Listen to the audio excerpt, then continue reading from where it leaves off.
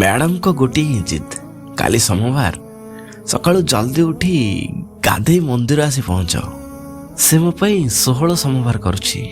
କାଳେ ମୁଁ ନିଦରୁ ନ ଉଠିବି, ସେଥିପାଇଁ ସକାଳୁ ନିଦରୁ ଉଠାଇବା ପାଇଁ ମ୍ୟାଡାମ 20ରୁ 25 ଥର କଲ୍ କରିସାରିଲେଣି। ପାଗେଳି, ଆମ ଭଳିଆ ବ୍ୟାଚଲର ଦିନ 10ଟା ନ ବାଜିଲେ ନିଦ ଭାଙ୍ଗେନି କି ସକାଳୁ ହୁଏନି।